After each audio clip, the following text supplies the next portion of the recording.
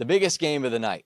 7:30 games, plenty of those, right? This one on ABC, heading up to Happy Valley. A top 6 matchup between the Oregon Ducks and the Penn State Nittany Lions. And for Penn State, I think my word of the day for them is just vexing.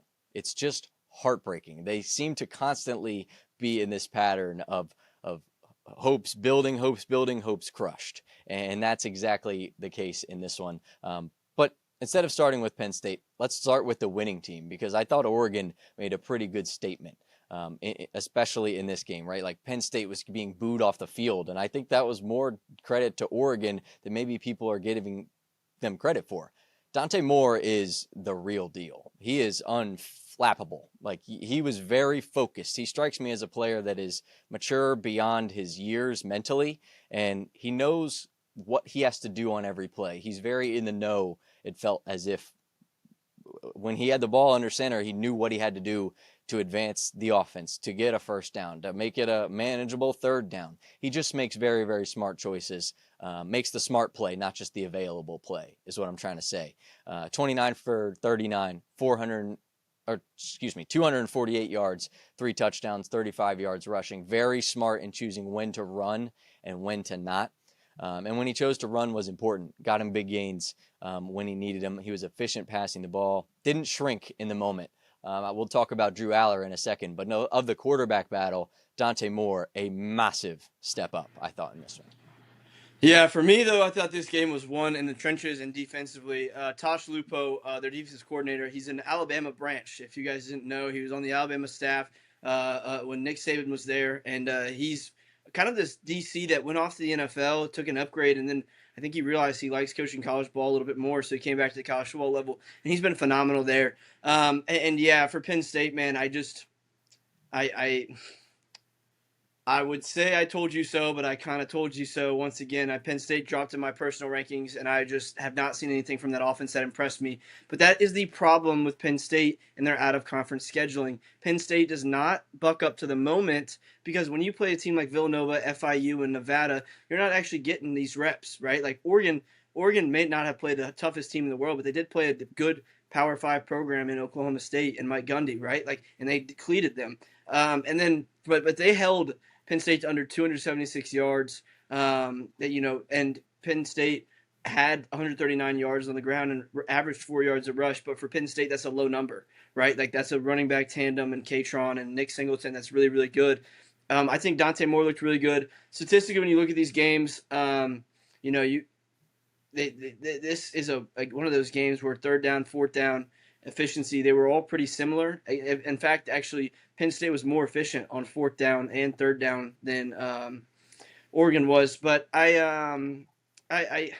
Drew Allard, some people are built for it and some people aren't. And every time Drew Allard stepped into one of those big moments, I feel like he's kind of crumbled.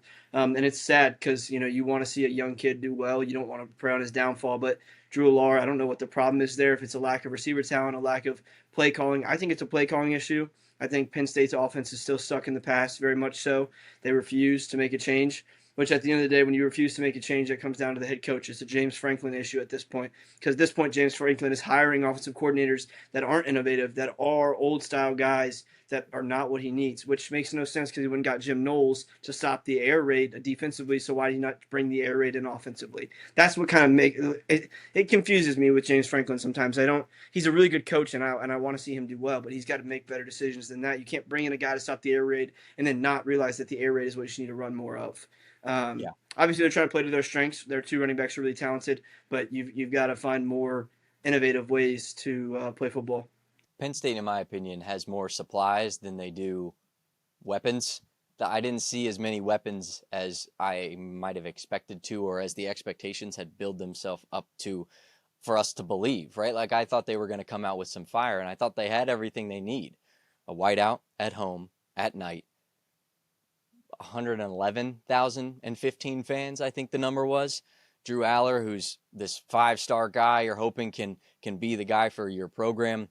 When are we going to see that next level that people are talking about? Not only him, but Penn State hitting. They hope to get there, but what big game has the quarterback won for them? I'm not saying he can't, because he can. He's a talented player, but sometime it's got to show, right? It hasn't shown in the critical moments. It hasn't shown in the critical games against ranked teams. He's 4-7, a 54% completion percentage, 163.5 yards per game, and a 16-6 touchdown versus interception ratio. Against unranked teams, he's 22-0, 68% completions, 225 yards per, and a 39-6 touchdown to interception ratio. Like, there is a glaring difference between when they play a good opponent and when they don't.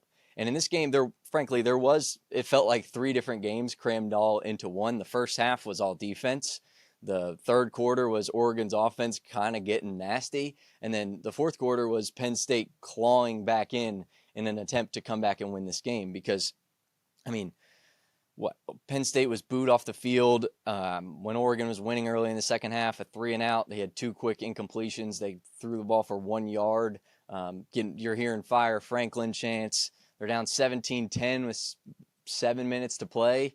And an offense that had managed just 180 yards to that point takes it all the way down the field. It scores, sends it to overtime. And first overtime, once again, one of those you have what you want situations. Oregon in your end zone in front of the student section. Like, from a very practical perspective, I'm sure that is awfully distracting. Like, I'm sure the white helmets blend in, right?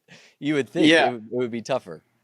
Yeah, I do see that. My problem with Penn State, you mentioned all those Drew Lars stats. By the way, Drew Lars 0-6 versus teams ranked inside the top 6.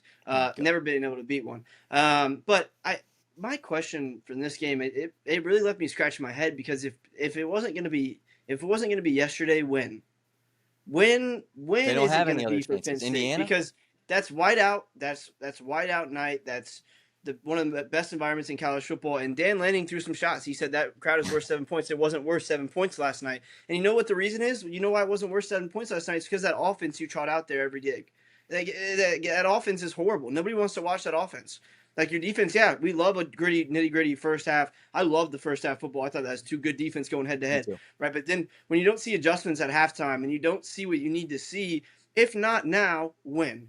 And I think that's why Penn State fans are left shaking their head. And in my opinion, Penn State's dropping outside of my top 10. I don't understand why, if they're still in the top 10 in the AP poll. We're rewarding them for beating Villanova, the School of the Deaf and the Blind, and FIU. Like, come on, man. So I'm moving on from that. But, yeah, that was just you threw out some really good stats on Drew Allar and such. But that was kind of my take on the game. If it wasn't going to be last night, when it wasn't going to be. And I think I don't have the answer to that one. I don't think anybody does either.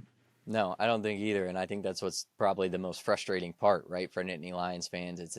They're in this cycle of this happening over and over and over again. And the stat I know they've all been hearing, echoing in their minds as they go to sleep every night, is that 2-21 record for James Franklin against AP top 6 teams since he became the head coach. 15 straight losses in those games. Certainly a tough stretch for Penn State.